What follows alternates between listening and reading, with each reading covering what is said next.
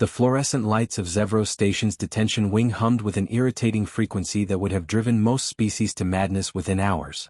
Sarah Chin sat cross-legged on the cold metal floor of her cell, eyes closed, breathing steady. She'd been here for 72 hours, and the Velcrin guards were becoming increasingly nervous about her unnerving calm. "The human female shows no signs of distress," chittered Guard Captain Zix Thar into his communicator, his mandibles clicking anxiously. "This is unusual." The psychological profiles suggested panic, desperation, perhaps aggression by now.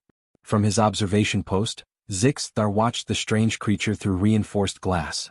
Humans were rare in this sector, a Deathworld species that had only recently achieved faster-than-light travel.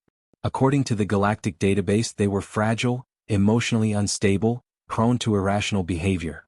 Easy to manage, easy to profit from. He'd bought her capture contract for a pittance from the Crolian pirates who'd raided her surveyor ship. Tomorrow's auction would net him 10 times his investment, possibly 20 if the Collectors Guild was feeling ambitious. A live human specimen, young and healthy, would fetch astronomical prices from wealthy collectors across 3 sectors. Sarah opened her eyes and smiled directly at the camera. Zix Thar's antennae flattened against his carapace. That smile contained something he couldn't quite identify. Not fear. Not submission. Something else entirely. The auction hall was magnificent, a soaring chamber of crystalline architecture that refracted light into dancing rainbows across the assembled buyers. Representatives from 17 species occupied the tiered seating, their translation devices creating a subtle buzz of multilingual chatter. The air smelled of exotic pheromones and expensive appetizers. Auction Master Veltros, a Senharian with iridescent scales, activated his presentation display. Lot 47, gentle beings. A genuine human female, captured in the outer rim. Deathworld Class 9 origin. Excellent condition. Bidding starts at 50,000 credits. Sarah was led onto the platform in restraints, flanked by 2 massive Crolian guards. She scanned the crowd with the practiced eye of someone conducting research rather than facing enslavement. The audience leaned forward, fascinated by this exotic creature. 60,000, called a Verpaxian merchant, his translator rendering his excitement into standard galactic. 75, countered a Collectors Guild representative. Sarah noticed the security systems arrayed around the hall, energy barriers at every exit, armed guards positioned strategically, surveillance drones hovering near the ceiling. She'd been cataloging everything since her arrival. The Velcrin were thorough but predictable. They'd studied human psychology from limited data. They understood humans the way ancient Earth scholars understood dinosaurs, through fragments and assumptions. What they didn't understand was human adaptability, or patience, or the fact that Sarah Chin held 3 advanced degrees in xenotechnology and had spent 2 years reverse engineering alien systems aboard the survey vessel. 100,000. The bidding was accelerating. Sarah shifted her weight slightly, testing the restraints.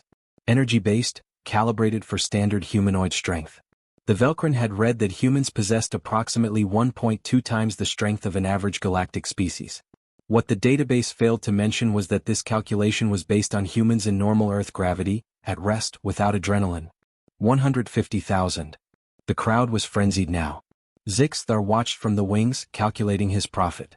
The human had tripled his investment already, and the bidding showed no signs of stopping. Perhaps he'd underpriced the opening bid. No matter. This was already his most successful acquisition in 5 standard cycles. Sarah caught the eye of a young Chishin in the back row, a being whose species was known for their strong ethical codes. The Chishin looked uncomfortable, shifting in their seat. Good. She'd need witnesses for what came next. 200,000. The Collectors Guild representative was standing now, determined to secure the prize. Veltros raised his gavel. 200,000 credits. Going once. Sarah's eyes found the security control panel, partially visible behind a decorative screen. She'd been watching the guards input their access codes for days, memorizing the sequence. 15 digits. The Velcrin used base 16 mathematics. She'd done the conversion in her head during hour 6 of captivity. Going twice. Her augmented implant, a standard-issue device all Earth survey personnel carried, had been scanning and mapping every wireless signal in the facility since her arrival. The Velcrin scanners had detected it but dismissed it as a simple medical monitor. They'd never bothered to check how much computing power humanity could pack into a grain-sized chip. Sold to Representative Calvex of the Collectors Guild for. The lights died. Emergency lighting kicked in immediately, bathing the auction hall in red. Alarms wailed. The energy barriers flickered and failed. Surveillance drones dropped from the air like stones, their systems completely crashed. In the chaos, Sarah's restraints released with a soft click. She'd overridden them 3 seconds before crashing the main system. Security breach. Security breach. Zixthar was screaming into his communicator, but the communication network was down. Everything was down. Sarah moved. Not with the sluggish uncertainty the Velcrin expected from a traumatized captive, but with the precision of someone who'd been planning this moment since the pirates first grabbed her. She vaulted off the platform, landing in a roll that would have been impossible in Earth's heavier gravity but was effortless here. The Crolian guards reached for her, but she was already past them, using their own momentum and the lighter gravity to redirect their massive forms into each other.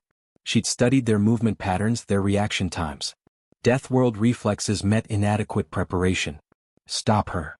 Veltros shrieked, but his voice was lost in the pandemonium. Sarah sprinted toward the exit, her augmented implant feeding her real-time data about the facility's layout. She'd mapped it all, every corridor, every access point, every vulnerability. The Velcrin security had been designed to keep people out and slaves in. They'd never considered someone who could think like both infiltrator and prisoner simultaneously. A guard appeared in the doorway. Sarah didn't slow. She dropped into a slide, using the polished floor to her advantage, sweeping the guard's legs with a move she'd learned in mandatory military training. Every human survey ship crew member went through 6 months of combat preparation. The galactic database had no record of this fact. She was through the door before he hit the ground. Behind her, the auction hall descended into complete chaos. Buyers were shouting, guards were scrambling, and somewhere in the darkness, Zixthar was beginning to realize that his carefully researched, thoroughly vetted, absolutely guaranteed profitable investment had just become the most expensive mistake of his career. Sarah ran through the corridors of Zevros Station with a grim smile. They'd studied humanity's weaknesses. They'd prepared for humanity's documented limitations. They'd built their entire operation around the assumption that a young human female would be frightened, compliant, manageable. They'd thought the Deathworld girl was easy prey. The surveillance system crash was just the beginning. The maintenance tunnels beneath Zevros Station were never meant for sentient traffic. They were cramped, poorly lit passages designed for repair drones and automated systems. Barely a meter high in most sections, with exposed conduits running along walls that radiated heat from the station's massive fusion cores. Sarah crawled through the darkness with steady determination, her implant's low-light enhancement painting the tunnel in shades of green. Behind her, 3 levels up, she could hear the chaos spreading through the station. Alarms wailed. Heavy boots thundered across metal floors. The Velcrin security forces were mobilizing, sealing checkpoints, flooding main corridors with armed personnel. They were searching in all the wrong places. All units, converge on docking bay sectors. Zixthar's voice crackled through the emergency channels that Sarah's implant was monitoring. The human will attempt to steal a ship. Standard escape protocol. Block all hangar access. Sarah allowed herself a small smile as she squeezed through a particularly narrow junction. Standard escape protocol. They were still thinking in terms of their own psychology, their own tactical assumptions. They expected her to run for the obvious exits because that's what their training manuals said panicked fugitives always did. But Sarah wasn't panicked. She was executing a plan she'd formulated during hour 12 of her captivity, refined through 3 days of careful observation and systems analysis. The tunnel opened into a small access chamber, barely large enough for her to stand. She paused, catching her breath, and pulled up the station schematic on her mental display. The implant projected it directly onto her visual cortex, a capability the Velcrin scanners had completely missed because they'd never imagined biological digital integration at this level. Subject, Chin Sarah. Specialist 3rd Class, Earth Survey Corps, she whispered to herself, a habit from her academy days. Current objective, reach Communications Hub 7. Distance, 400 meters. Obstacles, thermal vents, automated defense grid, and approximately 300 very confused aliens who don't understand what they're dealing with. She accessed the station's environmental systems through a maintenance panel. The Velcrin had robust external security, but their internal systems were riddled with vulnerabilities. Why would anyone secure maintenance protocols? Who would be crazy enough to crawl through superheated tunnels to reach them? A Deathworld human, apparently. Sarah rerouted coolant flows, adjusted atmospheric processors, and created a cascading series of minor malfunctions that would pull security forces away from her actual destination. Engineering would report pressure fluctuations in Section D. Life support would flag temperature anomalies in residential Quarter 6. Nothing critical, nothing that would endanger civilians, but enough to spread the Velcrin forces thin. She moved deeper into the tunnel network, her augmented physiology handling the heat and low oxygen better than the station's designers would have thought possible. Human evolution on a high-gravity world with variable climates had created a species with remarkable environmental tolerance. The galactic database listed humans as adaptable but fragile. Fragile. Sarah had to suppress a laugh as she squeezed past a plasma conduit radiating enough heat to cook most species. Earth's Survey Corps wouldn't have sent anyone into deep space who couldn't handle extremes. Every crew member was selected from the top percentile of human capability: athletes, scholars, survivors. The Velcrin had bought a specimen they thought was average. They'd gotten an elite operative. Communications Hub 7 was a small chamber filled with relay equipment, staffed by a single technician, an elderly Verpaxian named Tolmix who was currently staring in confusion at his malfunctioning displays. "This makes no sense," he muttered, his tentacles dancing across the holographic interface. "System crashes don't cascade like this. It's almost as if someone is deliberately." The maintenance hatch burst open. Sarah dropped into the room, startling Tolmix so badly that his bioluminescent patches flared bright orange. "Please don't be alarmed," Sarah said quickly, raising her hands in what she hoped was a universal gesture of peace. "I'm not going to hurt you. I just need to use your communications array." Tolmix's translator processed her words, and his eye stalks focused on her with growing recognition. You're the human from the auction. There's a station-wide alert." "I know. I started it." Sarah moved to the main console, her fingers already flying across the interface. "The alert says I'm dangerous, right? Potentially violent? A security threat." Tolmix nodded slowly, one tentacle hovering over the alarm trigger. "I'm not," Sarah continued, accessing the long-range communications array. "I'm a scientist. I was surveying an uninhabited system when pirates attacked my ship, killed my crew and sold me to your station captain. Everything I've done has been self-defense and escape. I haven't harmed anyone who wasn't trying to enslave me." The Verpaxian's bioluminescence shifted to a thoughtful purple. His species was known for their logical minds and strong sense of justice. "The auction. I heard about it. They were selling you to the Collectors Guild." "Like property," Sarah confirmed, her implant interfacing with the communications system. "Because the galactic database says humans are primitive, emotional, easy to control." "Tell me, Tolmix, do I seem easy to control?" She'd crashed an entire station's security grid, escaped from a high-security detention cell, evaded 300 guards, and infiltrated a restricted communications hub. The evidence spoke for itself. Tolmix's tentacles drooped in what Sarah had learned to recognize as shame. "The database is often incomplete. We rely on it too much, perhaps. What are you doing with my communications array?" "Sending a message to Earth," Sarah replied, her fingers dancing across the holographic controls. "And to the Galactic Council.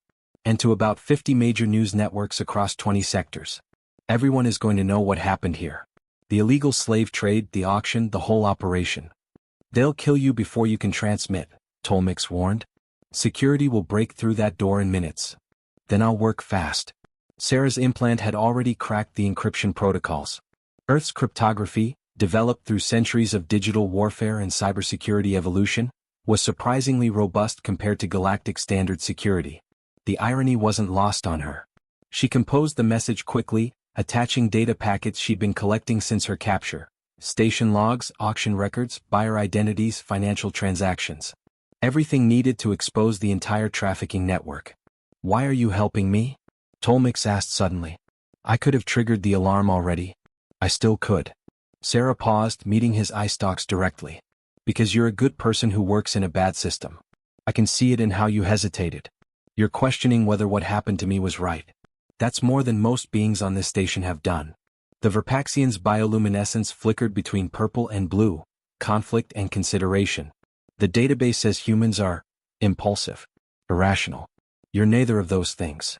The database is based on limited observation and cultural misunderstanding," Sarah explained, finalizing her transmission protocols.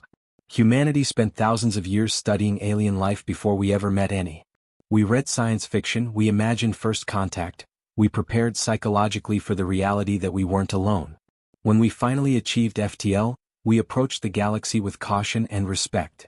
And the galaxy responded by enslaving you, Tolmec said quietly. Some species did. Not all. Sarah activated the transmission. Data began streaming outward at faster-than-light speeds, bouncing through relay stations, impossible to stop now. I'm betting that most galactic citizens don't know this trafficking exists. I'm betting they'll care when they find out. I'm betting on the good people like you who question unjust systems. Alarm screamed. The door shuddered under heavy impacts. They're here, Tolmec said. I know. Sarah pulled up a secondary interface, accessing the station's environmental controls one final time. Tolmec, in about 30 seconds this room is going to fill with a harmless but very dense fog. You're going to tell security that I overpowered you, threatened you, and escaped through the ventilation system. You never helped me. Understood. Why would I? Because you have a family. I accessed the personnel files. A mate and 3 offspring in residential quarter 12. You're a good person and good people shouldn't suffer for doing the right thing. The door exploded inward. Velcrin security forces poured through the breach, weapons raised. Sarah was already gone, vanished into the ventilation shaft as white fog filled the communications hub, her transmission winging its way across the galaxy at light speed.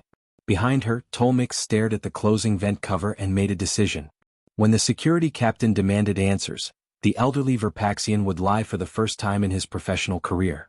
Some things he realized were worth breaking the rules for. Truth was one of them. The cargo processing center occupied the lowest levels of Zevros Station, a vast cathedral of commerce where goods from 100 worlds were sorted, scanned, and shipped across the galaxy. Massive containers hung suspended from automated crane systems, creating a three-dimensional maze of steel and cargo netting that stretched for nearly a kilometer in every direction.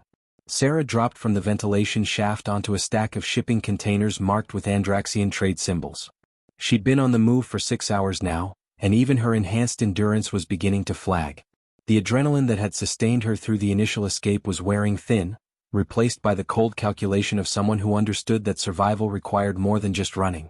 Her implant chirped softly, incoming data from her transmitted message. Already, responses were flooding in from across the galaxy. News networks demanding confirmation. Human Diplomatic Corps initiating emergency protocols. The Galactic Council's Ethics Committee requesting immediate investigation. Most importantly, the Earth Survey Corps had received her distress signal. Help was coming. She just needed to survive another 48 hours until the nearest human vessel could reach Zevros Station. 48 hours. In a facility now completely locked down, with every security officer hunting for her, and a station captain whose profitable enterprise was crumbling around his mandibles. All personnel report to emergency stations. Zixthar's voice echoed through the cargo bay's announcement system. His clicking speech was more agitated now, the translator barely keeping pace. The human must not leave this station. She has compromised sensitive commercial data. This is now a matter of station security. Sarah smiled grimly. Commercial data. He couldn't admit to the slave trade, not with her message spreading across the galaxy. He was trying to reframe her escape as corporate espionage. Smart but too late. She moved through the container maze with practiced efficiency, using her implant to hack into the cargo management system. The Velcrin software was sophisticated by galactic standards, designed to track millions of items simultaneously, but it had the same fundamental flaw as all their other systems. It assumed users were working within established protocols. Sarah didn't do protocols. She did improvisation. The cargo database revealed something interesting. A shipment of medical supplies bound for a Chishin charity hospital, scheduled to depart in 4 hours. The Kixians, the same species whose representative had looked uncomfortable during her auction. A species known for their ethical rigidity and humanitarian work. Perfect. She began modifying shipping manifests, rerouting containers, creating confusion in the automated systems. While security forces searched the upper levels, Sarah was reshaping the cargo bay into something else entirely, a stage for the next phase of her plan. Dr. Vexani had been a Chishin humanitarian for 47 standard years. She treated plague victims on Corvin 3, coordinated refugee relief on the Tanith colonies, and never once compromised her species' sacred commitment to healing and justice. Which was why the cargo manifest discrepancy made her antennae quiver with concern. This is incorrect, she informed the Velcrin cargo supervisor, her translator rendering her musical language into flat galactic standard. Container 7743 Delta is listed as medical supplies, but the mass readings don't match. Something is wrong.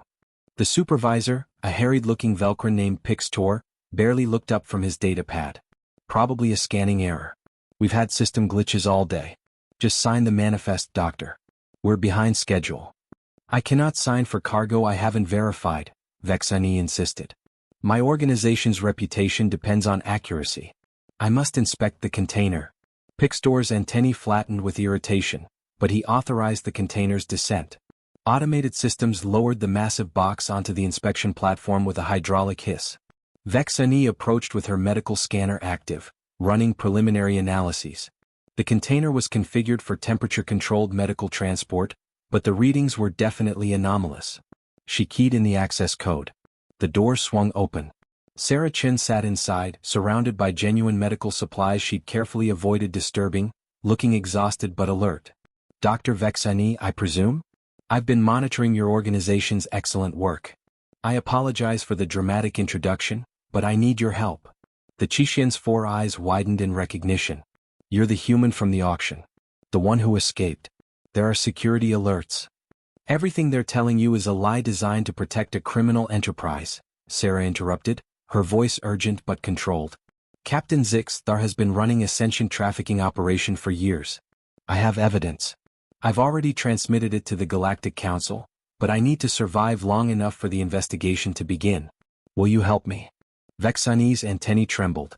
Qixians were physically incapable of lying, an evolutionary trait that made them trusted mediators across the galaxy. But they could choose silence, could choose inaction. The doctor's 3 hearts beat in complex rhythm as she processed this impossible situation. The auction was real? She asked quietly. You know it was. Your representative attended. I saw his face, he knew it was wrong. Representative Calvex reported concerns to our council, Vexani admitted. We were investigating but slowly through proper channels. We didn't want to cause diplomatic incidents over unconfirmed suspicions. Sarah leaned forward, intensity radiating from her. Doctor, I'm going to share something with you about humanity that isn't in your galactic database. We have a saying, evil triumphs when good people do nothing. Your species values justice and healing. Right now, justice requires action, not just proper channels. Pixtor's voice crackled through the supervisor's communicator. Dr. Vexani, is there a problem with the container? The Qixin stood frozen, her entire worldview balanced on a knife's edge. She'd built her career on following rules, working within systems, trusting that proper procedures would lead to proper outcomes. But she'd also treated countless victims of injustice who'd waited too long for those proper procedures to save them. She looked at Sarah, really looked at her. Not at a database entry or a species classification, but at an individual being who'd fought with remarkable courage against overwhelming odds. A scientist like herself. A person who'd chosen to expose evil rather than submit to it. Vexani made her decision. No problem, she called back to Pixtor. Just a calibration error. We're ready to load. She turned back to Sarah, her antennae now firm with resolve. The medical transport has diplomatic immunity. Once we leave station jurisdiction, you'll be protected under Qixin humanitarian law. But if I'm caught harboring you before departure, both our species could face serious consequences. I know, Sarah said. I wouldn't ask if I had other options. Why should I trust that your evidence is real? That you're not simply a criminal as Captain Zixthar claims? Sarah pulled up files on her implant, projecting them into the air between them. Auction records, financial transactions, communications between Zixthar and known trafficking syndicates, even video footage from her own capture. Because truth doesn't require you to choose sides. It just requires you to look. Vexani absorbed the data, her medical training allowing her to process information with remarkable speed. Her 3 hearts synchronized in a rhythm that Sarah's implant recognized as Qixin distress. This is monstrous. How many beings has he sold? The records show at least 200 sentients over 5 years. Mostly rare species, beings who wouldn't be missed, whose governments lacked galactic influence. Sarah's voice hardened. People like me, from a species the galaxy considers primitive and unimportant. The Galactic Council will never tolerate this once they see this evidence. Unless Zixthar destroys me and claims I fabricated everything. That's why I need to survive long enough for independent investigation to confirm what I've sent. Vexani closed the container door, sealing Sarah inside once more. Through the internal communication system, she heard the doctor's voice. "Stay quiet. Stay still. We depart in 3 hours. I will tell my crew there are delicate medical samples that must not be disturbed." "Thank you, doctor." "Don't thank me yet, Sarachin. If we're caught, this will become a multi-species diplomatic catastrophe. Better a catastrophe that reveals the truth than comfortable silence that enables evil," Sarah replied. Through the container sensors, she felt the cargo crane lifting her toward the loading bay. Automated systems slotted her container into the medical transport vessel, locking it in place with mechanical precision. In the cargo processing center's control room, Pixtor marked the shipment as cleared and departed. He never noticed the slight smile on Dr. Vexani's face, or the way her antennae quivered with something that might have been fear or might have been exhilaration. Sometimes, the supervisor reflected later, proper procedures weren't enough. Sometimes justice required individuals to be braver than their systems allowed. Sarah Chin, sealed in darkness among medical supplies bound for a charity hospital, allowed herself to relax for the first time since her capture. 48 hours. She could manage 48 hours. The Deathworld girl had found an ally. And across the galaxy, the truth was spreading faster than any security force could contain. The Chishin medical transport Mercy's Light had been in space for 18 hours when Captain Zixthar's pursuit vessel appeared on their sensors. Sarah had known this moment would come, had been preparing for it since the moment Dr. Vexani sealed her in the cargo container. "Unidentified medical vessel, this is Zevros Station Security." Zixthar's voice crackled through the communications array, his clicking speech harsh even through translation. "You are ordered to halt engines and prepare for boarding. You are harboring a dangerous fugitive wanted for corporate espionage and station sabotage." Dr. Vexani stood on the bridge of her small vessel, her antennae rigid with controlled tension. Around her, a crew of 6 Chishin medical personnel watched their instruments with growing concern. The Velcron pursuit ship was twice their size, heavily armed and closing fast. "This is Dr. Vexani of the Chishin Medical Relief Corps," she responded, her translator maintaining perfect calm despite her racing hearts. "We are operating under diplomatic immunity granted by the Galactic Medical Accords.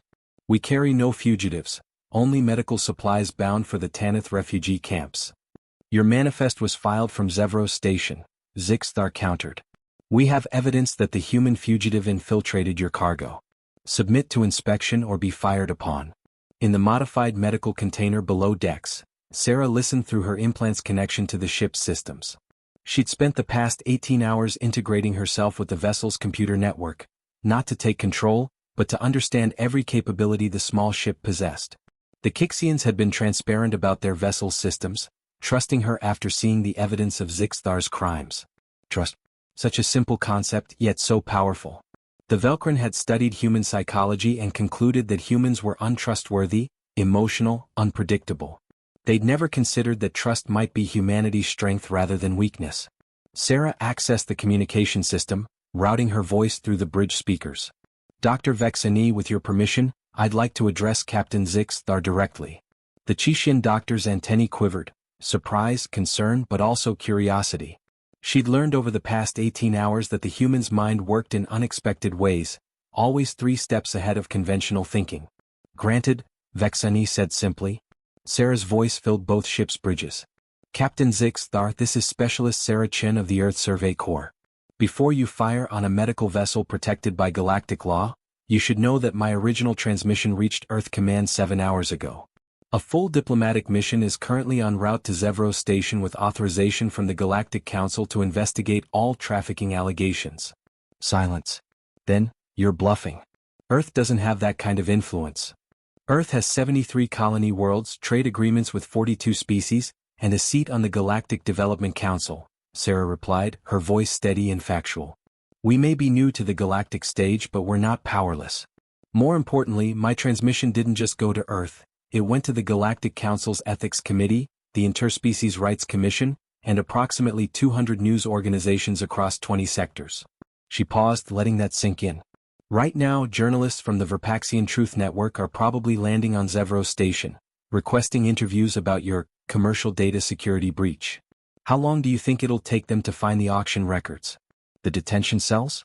The modified cargo containers designed for sentient transport?" Through her connection to the ship's sensors, Sarah could see the Velcron vessel's weapons systems powering up.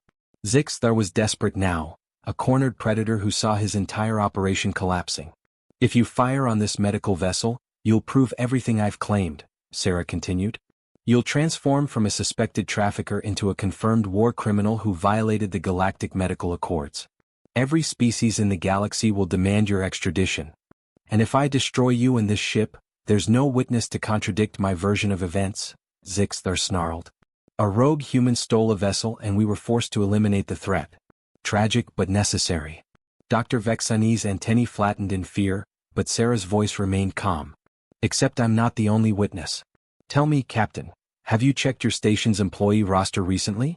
Specifically, a Verpaxian technician named Tolmix. Another pause. Longer this time. Tolmix accessed his station's personnel network 3 hours after my escape, Sarah explained. He downloaded every file related to your trafficking operation. Financial records, auction logs, buyer databases, everything.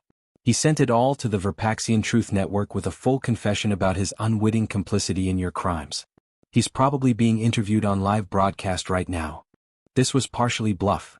Sarah had no way to know if Tolmix had actually followed through. But she'd seen something in the elderly Verpaxian's eyes, a spark of conscience that suggested he might find the courage to act. Sometimes, Sarah had learned, you had to trust in people's better nature.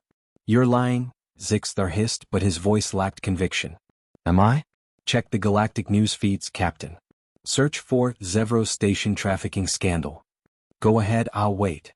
The Velcron vessel's weapons powered down slightly. Sarah imagined Zixthar frantically accessing news networks, watching his carefully constructed empire burn in real-time exposure. She pressed her advantage. You have a choice now, Captain. You can fire on this medical vessel, kill everyone aboard, and become the galaxy's most wanted criminal. Or you can return to Zevro Station, cooperate with the investigation, and hope that testimony against your trafficking network earns you some consideration during sentencing. The Galactic Council is too slow, too bureaucratic, Zixthar protested, though his certainty was crumbling. This investigation will take years. I have time to... To what? Run. Hide. The galaxy is smaller than you think, Captain. Especially for someone whose face is about to be broadcast across every news network in civilized space. Sarah's voice hardened. You studied human psychology, but you missed something crucial. We're persistence hunters, Captain. On Earth, humans literally ran prey to exhaustion across entire continents. We didn't give up. We didn't forget. We tracked and pursued until the hunt was finished. She let that image settle. The Galactic Council might be slow, but humans aren't. My species will hunt you across every star system, through every legal channel, with every resource we can muster. Not because you're important, but because you made the mistake of teaching us that the galaxy isn't as civilized as we hoped. You taught us that we need to be vigilant, protective, relentless. Dr. Vexani watched her sensors, seeing the Velcron vessel's weapons systems fluctuating, indecision translated into tactical uncertainty. You should also know, Sarah added, that Dr. Vexani's vessel is equipped with full sensor recording systems. Everything you've said and done in the past 20 minutes has been documented and automatically transmitted to the Chishian Medical Corps headquarters. If this ship is destroyed, those recordings will prove your guilt absolutely. It was true. The Kixians, incapable of lying themselves, had developed comprehensive documentation systems to protect themselves from those who could. Every word of this confrontation existed in multiple redundant archives across light years of space. Zixthar's voice, when it came, sounded hollow. Defeated. This was supposed to be simple. The database said humans were manageable. Inferior. You shouldn't have been able to. The database was wrong, Sarah interrupted.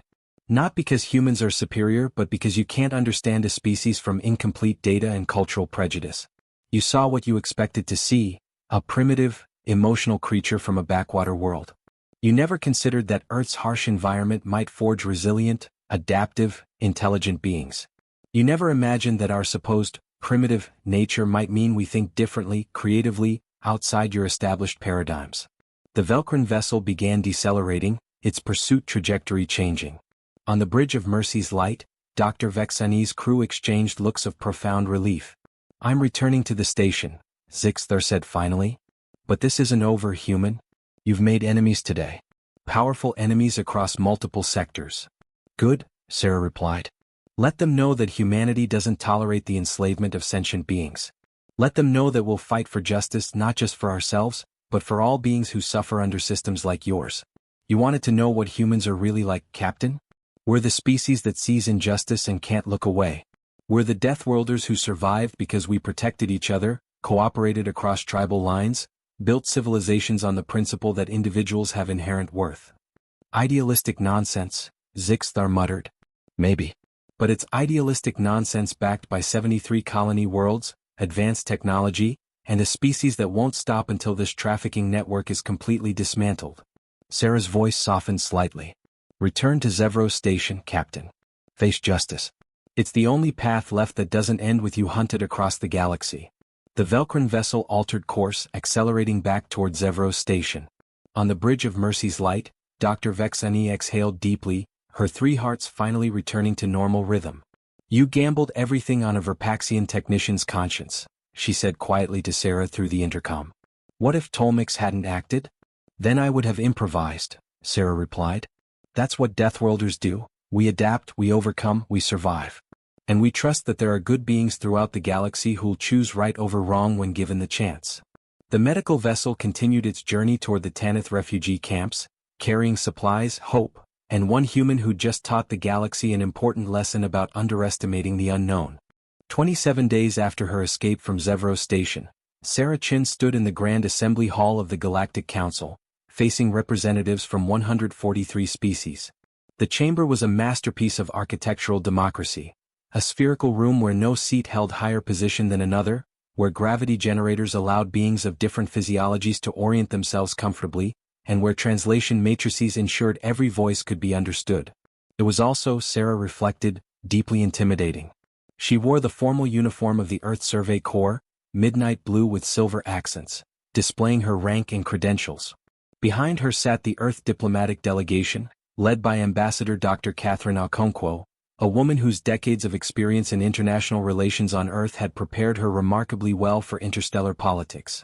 Across the chamber sat Captain Zixthar, his carapace dulled by stress, flanked by Velcrin legal advocates who looked increasingly desperate.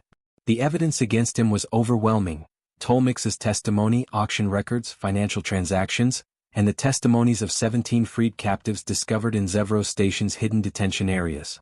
But this hearing wasn't really about Zixthar anymore. It was about something larger. Council Arbiter Shinvara, an ancient Quarian whose crystalline body refracted light into subtle rainbows, activated the central holographic display. This council convenes to address Case File 47721, the Zevros Trafficking Network and Implications for Human Galactic Relations. Specialist Chin, you have requested to address this council directly. Proceed. Sarah stepped forward, her implant feeding her real-time translation data from the assembled representatives. She'd spent 3 weeks preparing this moment with Ambassador Okonkwo, refining every word, anticipating every objection. Honored representatives, she began, her voice steady despite her racing heart. 27 days ago, I was sold at auction like cargo. Not because I committed crimes, but because the galactic database classified my species as manageable, primitive, and low priority for rights protection. Today I stand before you not seeking vengeance, but requesting something more important: accuracy. The holographic display shifted, showing the relevant database entries about humanity. Sarah had highlighted specific passages, descriptions that painted humans as emotionally unstable, technologically inferior, lacking complex social structures. These entries were compiled from limited observations during our first contact period, before humanity achieved consistent FTL capability, Sarah explained. They're not deliberately malicious, but they're dangerously incomplete. They created a framework that allowed Captain Zixthar and others like him to rationalize the trafficking of human beings as exotic specimen collection rather than slavery. A representative from the Andraxian Commerce Federation activated his speaking platform. Specialist Chin, the database is continuously updated as new information becomes available. Are you suggesting the Council was negligent in its record-keeping? I'm suggesting the Council relied on a flawed methodology, Sarah replied carefully. First contact protocols observe species from a distance, document surface behaviors, and classify beings based on technological development. This approach works well for understanding civilizations, but it fails to capture the full complexity of sentient species. She pulled up comparative data, human technological development versus galactic standard progression models. Humanity developed nuclear weapons before we achieved spaceflight. We built global communication networks before we solved interplanetary travel. Our path to the stars was chaotic, nonlinear, marked by cooperation and conflict in equal measure. We don't fit neat categorical boxes. Dr. Vexani, present as a witness, activated her platform. The Council recognizes this concern, Specialist Chin. But updating database entries requires extensive study, peer review, and consensus across multiple scientific bodies. The process is deliberately thorough to ensure accuracy. I understand, Sarah acknowledged. But while the Council deliberates through proper channels, traffickers like Zixthar exploit the gaps. 17 sentients were held in detention on Zevro Station. 12 were humans. 5 were from other species the database classifies as limited sapience, or pre-industrial. All were sold to private collectors who believed the law didn't fully apply to lesser species. The chamber fell silent. Arbiter Shinvara's crystalline form pulsed with subtle color shifts, the Quarian equivalent of deep thought. "What remedy do you propose?" the Arbiter asked. Sarah took a deep breath. This was the moment everything depended on. I proposed 3 reforms. First, immediate database updates flagging any species classified as limited or manageable for full rights protection pending comprehensive review. No species should be vulnerable to trafficking while the Council conducts years of study. Murmurs rippled through the assembly, some supportive, others concerned about the precedent. Second, I propose that the Galactic Medical Accords be expanded to include explicit anti-trafficking provisions with mandatory reporting requirements. Dr. Vexani's organization should never have been in a position where they had to investigate trafficking suspicions through slow diplomatic channels. Medical professionals should have clear legal authority and protection when reporting suspected sentient trafficking. More murmurs, but these sounded more agreeable. The medical community held significant influence across galactic society. Third, Sarah continued, her voice strengthening, I propose the establishment of a First Contact Review Commission, a body dedicated to reassessing database entries for species that achieved galactic contact in the past century. Not to criticize previous work, but to ensure our understanding evolves as quickly as our relationships. Ambassador Okonkwo stood, her presence commanding immediate attention. The Earth government fully supports these proposals. Moreover, we're prepared to contribute resources to this commission. Humanity's own history of colonialism and prejudice has taught us painful lessons about the dangers of incomplete cultural understanding.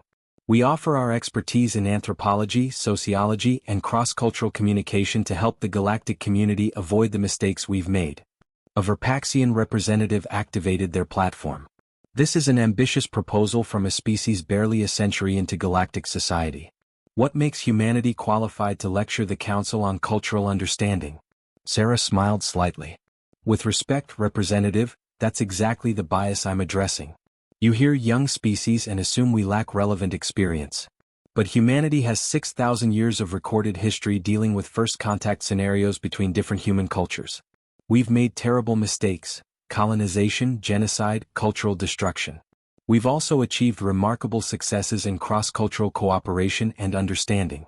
She pulled up historical data: the formation of the United Nations, the peaceful integration of Earth's diverse cultures into a unified planetary government, humanity's first contact protocols developed from centuries of anthropological study. We're not perfect, Sarah admitted. But we've been preparing for this moment, for meeting alien civilizations, for longer than we've had spaceflight. Every human child learns about the importance of cultural relativism, the dangers of prejudice, the value of diversity. Not because we're naturally enlightened, but because we survived our own worst impulses and learned from them. Zixthar suddenly activated his platform, his legal advocates trying to restrain him. This is absurd. One human's escape from legal commerce proceedings becomes justification for restructuring galactic policy? The Council would grant this primitive species. Captain Zixthar, Arbiter Shinvara interrupted, her voice resonating through the chamber with undeniable authority. You have been stripped of rank and are present only as a defendant. You will not speak unless called upon. The Velcrin collapsed back into his seat, antennae drooping in defeat. The Arbiter's crystalline form rotated, addressing the full assembly. This council will vote on Specialist Chen's proposals. But first, I would hear from the species whose database entries are currently classified as limited or pre-industrial. Representatives, how many of your people have been trafficked while the council debated proper classification procedures? Slowly, platforms activated across the chamber.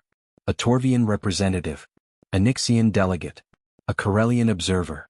One after another, voices joined together, species that had been waiting for proper recognition, waiting for protection that came too slowly or not at all. Sarah watched, feeling the weight of this moment. She'd started this journey as one scientist trying to survive. Now she stood at the center of something larger, a movement toward a more just galactic community. The voting took 3 hours. When it concluded, all 3 proposals had passed with overwhelming support. The galactic database would be flagged and updated. The medical accords would be expanded. The First Contact Review Commission would be established, with Dr. Catherine Okonkwo nominated as its first human co-chair. As the assembly adjourned, Dr. Vexani approached Sarah, her antennae quivering with emotion. "You did it. You actually changed galactic policy." "We did it," Sarah corrected. "You risked your career to hide me." Tolmix risked prosecution to expose the truth. Ambassador Okonkwo spent 3 weeks building diplomatic coalitions. This wasn't one human against the galaxy, it was good beings throughout the galaxy choosing to act. Arbiter Shinvara approached, her crystalline form pulsing with warm colors. "Specialist Chin, your actions have reminded this council of an important principle we had allowed to become obscured by bureaucracy. Justice delayed is justice denied.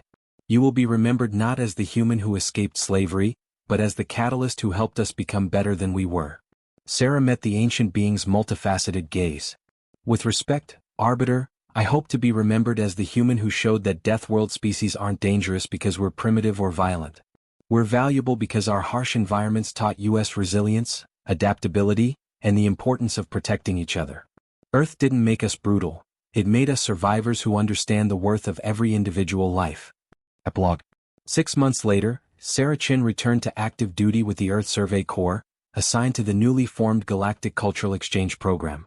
Her mission, to ensure that first contact between humans and newly discovered species was built on understanding rather than assumption. Captain Zixthar was sentenced to 40 years in a rehabilitation facility, his trafficking network completely dismantled. 17 species had their database entries flagged for immediate review and full rights protection. Tolmix received the Verpaxian Medal of Conscience for his whistleblowing testimony. He retired from station work and became an advocate for transparency in galactic commerce. Dr. Vexani continued her medical relief work, now serving on the expanded Medical Accords Enforcement Committee. And throughout the galaxy, database entries were being rewritten, not by distant observers but in partnership with the species themselves, ensuring that first impressions would never again be mistaken for complete understanding. The Deathworld girl had been easy prey, they'd thought. They'd learned otherwise. And the galaxy was better for it.